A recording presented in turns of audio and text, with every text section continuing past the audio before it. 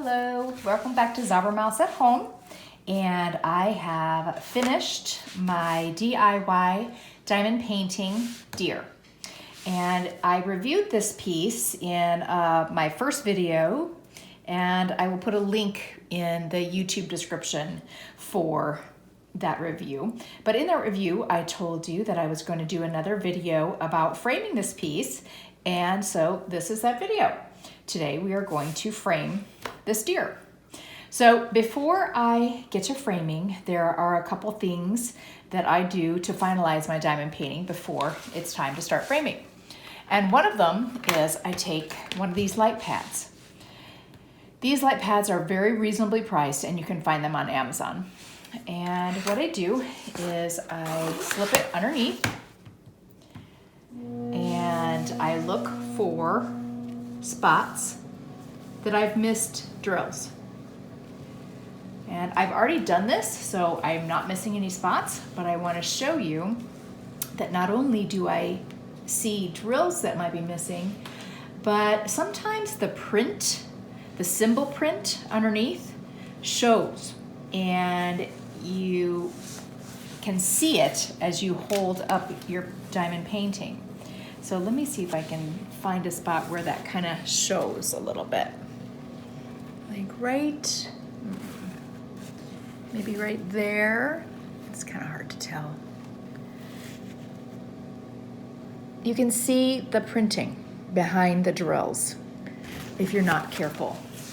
And so although I am worried about everything being in a straight line, I'm less worried about it being in a straight line and more concerned with making sure that none of the printing shows from the back. Because otherwise when you look at it, you see, printing between the lines instead of white between the lines. Okay, so that is what I do with the light pad. So we're finished with that. We can take that out of the way. And then the second thing that I do is I iron it. Now, you'd think that would be crazy, crazy, crazy because this is plastic. And of course, plastic and heat do not mix. But if you're very, very careful and you do it quickly, it really works wonders. What it does is not only does it get out, these rumples that you see in the piece, but it also reactivates the glue a little bit and helps everything flatten out and helps everything be perfect. And I do it upside down so that my drills not only are protected from the heat, but it also forces everything flat, almost like when you do your rolling pin on top. This activates the heat and flattens everything from the back.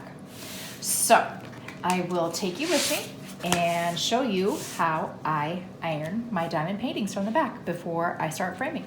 All right. Okay, so here we are. I am doing it on my granite countertops because the drills will slip around on here as I'm ironing and flatten out all by themselves instead of getting hung up in fabric and not flattening out completely. So my iron is heating. So what I'm going to do, just turn it over. Pretty good. Let's see. Oh, yeah, that's good. All right, let's make sure there's no water dripping. And we're just going to go kind of starting out. You can kind of hear drills moving around a little bit. They slide really easy on the granite.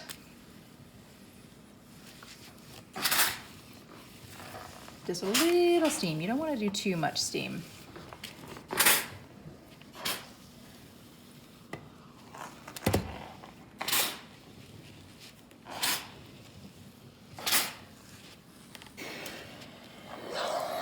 And I've got it on high.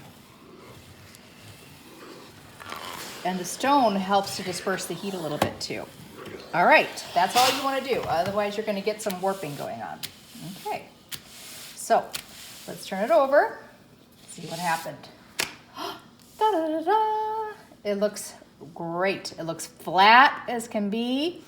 And it's now ready for framing. And I feel like everything is just a little bit more attached because that heat reactivates that glue. Okay, all right, next step. getting the frame that's going to fit this. Okay, I know I said I was going to go get a frame for this, and I am, but I decided to seal it quick so that it can be drying while I go get my frame. So I have bought this Deco Art Americana triple thick, and I am going to quickly seal it because I really like it and I want it to stay for a long time. I don't want to look up and all of a sudden see a couple drills that have popped off randomly. Okay, so I'll do a time lapse of me quickly sealing this, and then I'll go get the frame. So here we go.